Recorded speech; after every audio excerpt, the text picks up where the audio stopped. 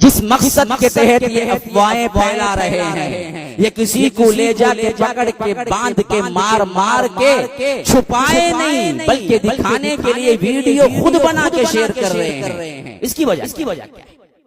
آپ سمجھ لیجیے اچھی طرح۔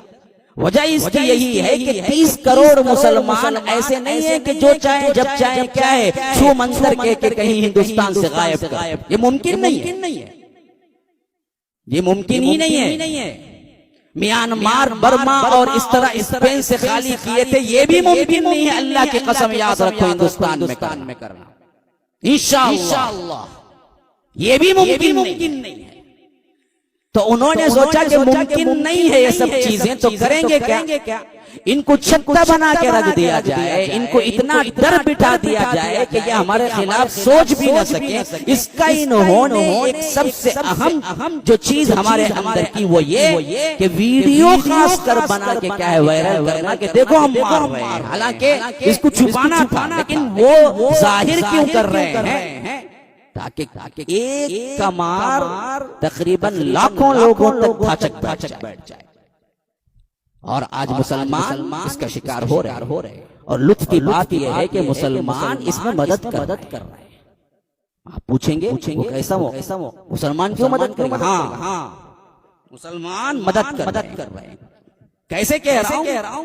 یہ وائرل ہونے والے ویڈیوز جب آپ کے پاس آتے ہیں بلا کسی تحقیق کے آپ بھی 100 لوگوں کو شیئر کر رہے ہیں، جو اصل میں ان کی مدد ہے، ان کے کاس کو مدد کرنا ہے۔ وہ چاہتے ہی یہی ہے کہ وائرل ہو، لوگوں میں دھاک بیٹھ جائے۔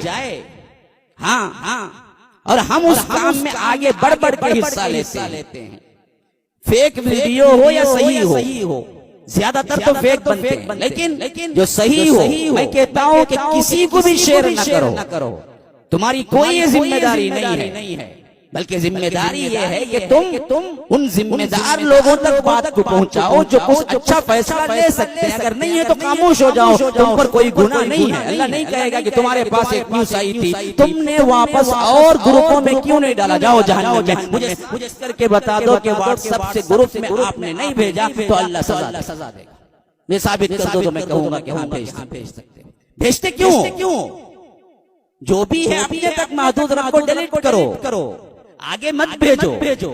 یہ تو منافقین کا شیوا اللہ تبارک و تعالی نے قرآن میں بتلایا ہے کہ وَإِذَا جَاءَهُمْ أَمْرٌ مِّنَ الْأَمْنِ أَوِ الْخَوْفِ أَذَاعُوا بِهِ وَلَوْ رُدُّوهُ إِلَى الرَّسُولِ وَإِلَى أُولِي الْأَمْرِ مِنْهُمْ لَعَلِمَهُ الَّذِينَ يَسْتَنبِطُونَهُ مِنْهُمْ۔ جب بھی کوئی امر، کوئی معاملہ، کوئی مسئلہ پیش آئے تو یہ لوگ کیا کرتے ہیں؟ فوری طور پر نشر کر دیتے ہیں۔ اذاعوا بھی، اسی سے کیا ہے اسٹیشن، ریڈیو اسٹیشن کو عربی میں اذاعہ کہتے ہیں۔ ہم بچپن میں سنا کرتے تھے اذاعۃ القرآن، جو کہ کیا ہے عرب سے نشر ہوتا تھا، جس میں ہمیشہ کیا ہے تلاوت ہوتی رہتی تھی۔ ریڈیو اسٹیشن کو کیا ہے اذاعہ کہتے ہیں۔ اذاعوا بھی، یہ نشر کر کے چھوڑ دیتے تھے۔ حالانکہ اللہ کہتا ہے وَلَوْ رُدُّوهُ إِلَى الرَّسُولِ وَإِلَى أُولِي الْأَمْرِ مِنْهُمْ۔ ان کو تو ہونا یہ چاہیے تھا کہ یہ اللہ کے رسول کی طرف یا ان لوگوں کی طرف، اہل علم کی طرف پلٹاتے جو اس سے صحیح مسئلہ نکالتے، اور جو بولنا ہے عوام کو صرف اتنا بولتے، جو نہیں بولنا ہے وہ نہیں بولتے۔ یاد رکھو اس کام میں ہم نے کیا ہے حد سے زیادہ انٹرسٹ لیا، جس کی وجہ سے کیا ہو رہا ہے۔